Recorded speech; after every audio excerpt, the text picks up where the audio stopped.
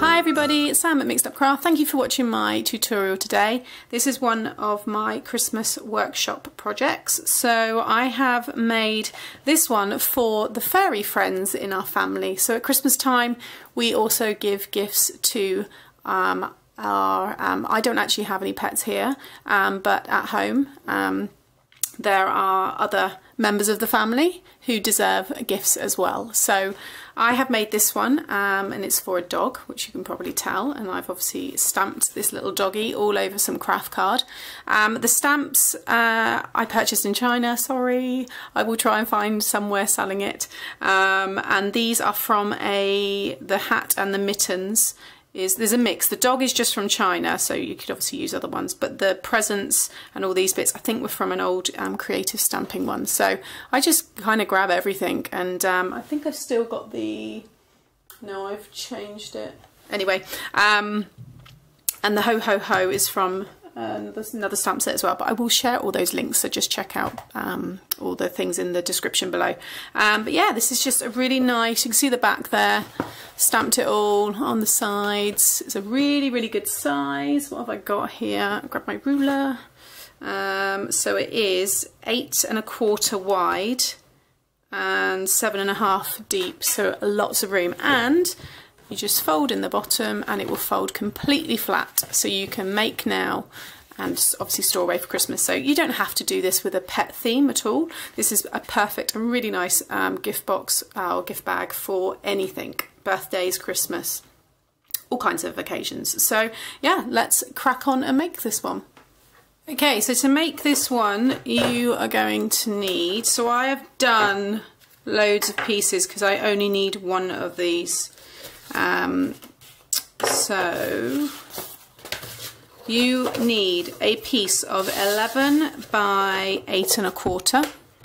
Okay, and this is going to be my main printed piece.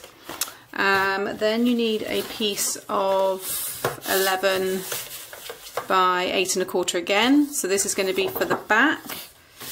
Then for your sides, so you need 2 pieces of 4 by 8.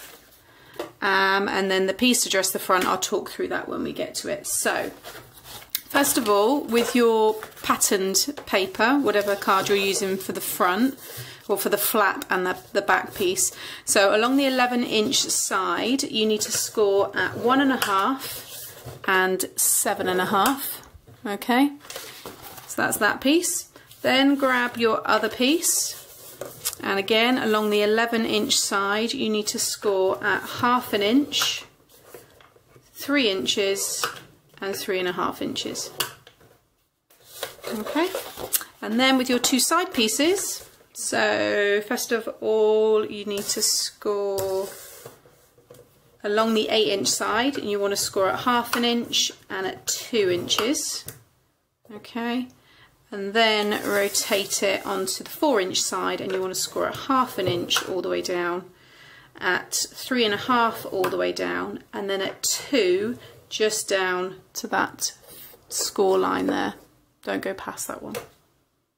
Okay, so that's all the scoring. Do that on that second side piece, and then with your ruler you just need to join up. So you can see I've already done it here. So from the top, the bottom of this middle score line, you're going to join and do a score line to the bottom right and the bottom left. Not all the way down, just to the other rectangle that's here. Okay, so I'm going to go over these again because I want them to be a bit more defined. So you see where I'm just scoring there and that. I'll just bring it up again. There we go. So it's just within this bottom rectangle here. You're just joining those two up. So do that again on the second piece. So you've got 2 pieces like that.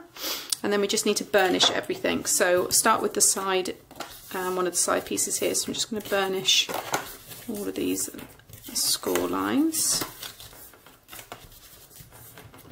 And then that one in the middle, if you just kind of bend it and just pinch kind of roughly up to there, you can see it starts to form the triangle as well, which is good because that's all part of allowing it to fold flat. Okay, so that's it all burnished. Then you just need to cut the 2 little squares from the bottom there. You just want to cut them out like so. Okay, just take a little slither off of all of the edges. Don't kind of notch it out completely, but just a tiny little slither, just to make sure you don't get any of it overhanging. Just do the top edges here as well, like so. Okay, and then I'm just going to get some of my red tape, and you want to put red tape on the outsides of all of these tabs, hugging the score line on all of them. Okay, so I've put my tape there, on there, and on the bottom, and I've already done my other one, so there's my 2 side pieces all ready to go. Let's pop them to one side. Then grab your front piece. So ignore that I've got another score line here. I made a mistake and I wasn't going to waste this card, but because that's going on the base, you won't see it anyway. So all you just need to do here is just burnish those 2 score lines, and then that's that piece all done. So that's straightforward. And then your front piece, again, you want to burnish those lines, because I'm using the craft card. This one's a bit tougher. And you don't need to worry about, well, you can burnish that one because it's just going to help it when you go to fold it. Let me just check what I'm doing there. Yeah, because that one's just going to fold up. So no, just leave that one, it's fine. Okay, and then what I did with the flap, so the piece that comes down like this, is just corner. So I just used my corner punch there just to round off the sides. And I only done that so it matched my sentiment piece panel, whatever, it's going to go there, okay? I might end up adding a tag to this as well, so we'll just see how it goes as I go along, but this is all the main bit that you need now. So what we do first of all is we will attach, so with your front kind of lip piece and your back, we're going to pop on our sides here. So take one off. So this is a whole first for me doing this kind of one in this way. So what you want to do, so where you've got your score line and your little lip there, that's going to be coming off the top, so you want to line up that score line with the top of this piece here and just hold that all over the top, and that should line up nicely with the bottom. Actually, it's probably easier if I do it that way. Yeah, it is. So in fact, I'm going to make sure the bottom's lined up first, so that bottom corner with the bottom corner of this. And as long as that's all in place, then everything else joins up nicely, like so. Okay, so it's all about doing it in stages. That's that one. Then I'm going to do the other side here, like so. Okay, and then I'm going to grab my bottom piece here, and with this, the little tab, the 1/2 inch tab at the end, you need to put some double-sided tape along that one. And then what you want to do is line up the corner of this into the corner of the red here. So you need to go over this red just a little bit, like I'm doing there, okay? And that score line there needs to line up. If I flip it over, yeah, so it just needs to line up with the bottom of this brown card here, so you can just see there. So it's just like a jigsaw, piecing it all together, like so. Okay, and then we need to do each side here bit by bit. So I'm going to take off this bottom piece here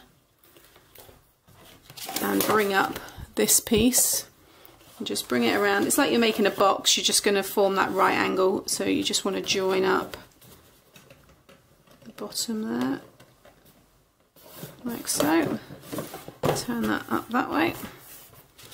Okay, and then again take the bottom of this piece. So this one's obviously a little bit different because you've already attached that side, so you just need to fold it up like I've done there and then bring it up, and again just make sure you get a nice corner join there. There we go, you can see it all coming together nicely. And then we need to do these, so do one at a time again. So I'm just going to take off this one like so, and then leave that one sticking out that way so I can bring this up. And again, just start from the bottom there put your arm inside and just kind of get that bottom bit stuck, and then the rest, just bring it all up nice and neat, like so. Right on the side there, so you can make sure you can get it all. There we go, and then again. Okay, and again just do the bottom first, stick that down, and then just work your way up, like so. Phew, it all joins and it all matches, so that's good. And then you just want to squeeze the top there, and that flap will come down nicely and form that really lovely box. So then to make it fold flat, you just push, just kind of start putting some pressure on it, and it will just start to, that score line will just naturally start to fold down, and there you have a completely flat, like so. There we go. Okay, so now I need to, let's stick this on first. So I've done this so that you get a really nice frame there. So this piece measured, so the outer craft card, the brown card here, was 7 by 3. And then the red on top, which I think I'm going to dress up a little bit more, it's still a bit plain, is 6 by 2 1/4. Okay, but you can obviously play around with that and change it how you want. And then I've already put all my tape on the back, so I'm just going to get that one, fold all that down so I can see and get a nice even border. I'm just going to look up in my camera there so I can, that looks about right. Oh, it's upside down. Oh, that was a good save there. Okay, start again. I reckon there. Yeah, I think that's good enough. There we go. Okay, so now I need to make my holes. So I'm just going to grab my little piercing mat here. And because my hole punch won't stretch down, I'm going to grab a ruler. And so what we got here, did I say this was, this is 8 1/4. So half of 8 1/4 is 4 1/8, so that's my centre. So I'm just kind of eyeballing this to the middle of this piece here as well. So this is the middle. So if I come in maybe 2, so if I do a hole at 6 all the way through, just kind of like wiggle it around like that just so you get a larger hole. So I've gone all the way through, so I'm doing 1 at 6, and then, so what was that, 1 2 1/4, so 1 2 1/4, so the other one, yeah, 2 1/4 coming in from the other side. Obviously you can do it where you want, but that seems like it's going to be a nice balance. Okay, so now I need to add the ribbon. Okay, so I've got this reel here of this black velvet, so I'm going to use that, I think. So I want it to go through the back, so it's along like that, come through the front, and enough to make a bow. So I reckon that will be enough. So that is roughly 12. What we got there? I'd say 18 inches would be fine. 18 to 20 inches. Let's do it first and then you can decide. So now I've got to pierce this through. So I'm going to use my thinner end there of my stylus. Open that up and just go through each one. Obviously if you've got a hole punch that is, what's the word? Oh, it's the wrong end. Can stretch through this, you'll get bigger holes, but if you don't, this is the best way that I've found to do it. Alright, so there we go, I'm just pulling each one through. Okay, so I've thread that through both of them, and there's the back there as well. Okay, and then just need to, obviously you put in what you've got and just thread it through that top one. Okay, there you go. I'm just fiddling about with this bow. Again, I always say I'm not the best, but I think it's okay. So there's the back and there's the front. So I think I'm going to still spruce it up a little bit, maybe add a little bit more to the, sorry, my focus seems to be a bit funny, let's just have a little look. Oh, there we go.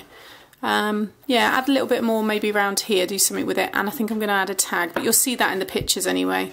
So, but I really like it. I think it's a really different style. It looks great under the tree, nice colours.